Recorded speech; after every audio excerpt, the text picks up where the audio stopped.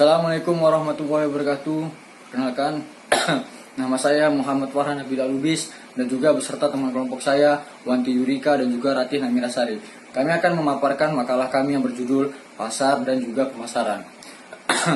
Di zaman dulu, ilmu pemasaran dan juga ilmu pasar belum berkembang seperti sekarang.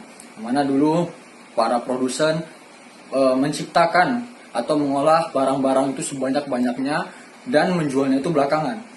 Hal ini tentu saja mengakibatkan para produsen itu mati bisnis atau bisnisnya mulai meredup karena mereka nggak fokus pasar. Nah, di zaman sekarang ilmu pasar dan manajemen sudah melebar luas, yang mana para produsen sekarang tidak perlu mencetak barang-barang dulu. Mereka hanya perlu meriset pasar seperti mereka mengiklankan barang di internet maupun di offline. Ketika sudah ada respon dari masyarakat tentang pasar ini, barulah mereka membuat barang-barang tersebut untuk didistribusikan. Rumusan masalah kami yaitu yang pertama adalah apa pengertian pasar dan juga pengertian pemasaran. Kemudian yang kedua adalah bagaimana sih ruang lingkup pasar itu dan bagaimana target-target dalam pasar. Tujuan dari penelitian kami adalah agar kita semua bisa memahami bagaimana pasar tersebut, bagaimana trik memahami pasar dan bagaimana trik memahami pemasaran tersebut. Baik, di sini saya akan melanjutkan pembahasan yang baru saja disampaikan oleh teman saya Farhan. Dan sini saya akan melanjutkan pembahasan tersebut yaitu mengenai tentang pasar dan pemasaran. Setiap ada kegiatan pasar selalu diikuti oleh pemasaran.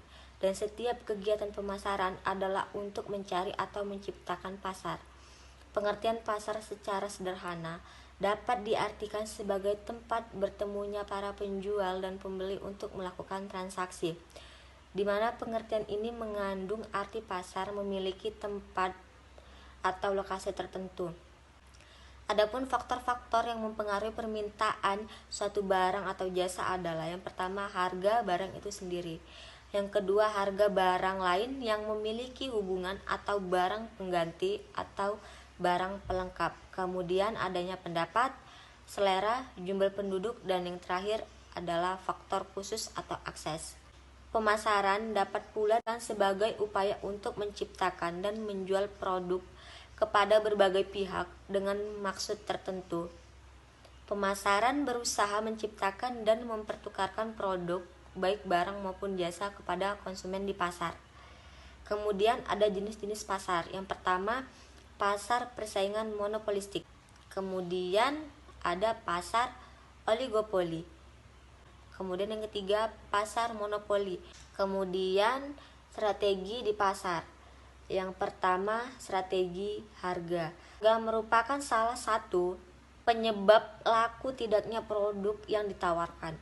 Salah dalam melakukan harga ataupun menentukan harga akan berakibat fatal terhadap produk yang ditawarkan. Kemudian akan berakibat tidak lakunya produk tersebut di pasar. Kedua, adanya strategi lokasi dan distribusi.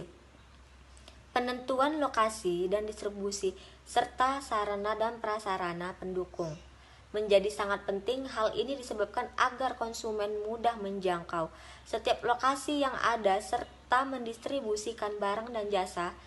Hal-hal yang diperhatikan dalam pemilihan dan penentuan lokasi adalah dengan pertimbangan sebagai berikut. Yang pertama, kita harus memilih tempat dengan dekat kawasan industri, dekat dengan lokasi perkantoran, dekat dengan lokasi pasar, dekat dengan pusat pemerintah, dekat dengan lokasi perumahan atau masyarakat, mempertimbangkan jumlah pesaing yang ada di suatu lokasi, dan yang terakhir harus memilih sarana dan prasarana di jalan ataupun pelabuhan, listrik, dan lain-lain. Saya akan melanjutkan presentasi dari Wanti. Selanjutnya ada strategi promosi. Strategi promosi merupakan kegiatan marketing mix yang terakhir. Dalam kegiatan ini, perusahaan berusaha untuk mempromosikan seluruh produk atau jasa yang dimilikinya, baik langsung maupun tidak langsung. Paling tidak ada 4 macam sarana promosi yang digunakan oleh setiap perusahaan dalam mempromosikan baik produk maupun jasanya. Lalu ada cara estimasi pasar. Untuk mengetahui besarnya pasar nyata, potensi dasar dan total pasar dalam suatu wilayah, perlu dilakukan penelitian terlebih dahulu. Penelitian dilakukan untuk memperoleh data, baik dengan metode yang relevan seperti melalui survei, kuesioner, atau dengan mengumpulkan data sekunder dari berbagai sumber. Kemudian untuk mengetahui pasar nyata dan pasar potensi dapat digunakan menggunakan beberapa metode antara lain metode pendapat, metode eksperimen, dan metode survei. Misalnya kehadiran perumahan atau perkantoran di suatu lokasi juga sangat menunjang.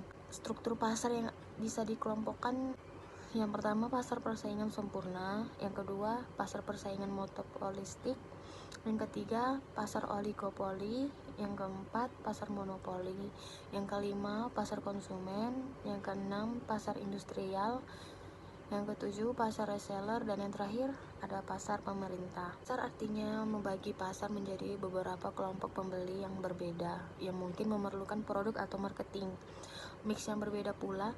Segmentasi pasar dilakukan agar sasaran penjualan produk tepat sesuai dengan kebutuhan pasar. Ada kesimpulan, dengan mempelajari pasar dan ruang lingkupnya, kita dapat memahami bahwa ruang lingkup pasar sangat besar dan terdapat banyak metode-metode untuk bisa berbisnis di ruang lingkup tersebut.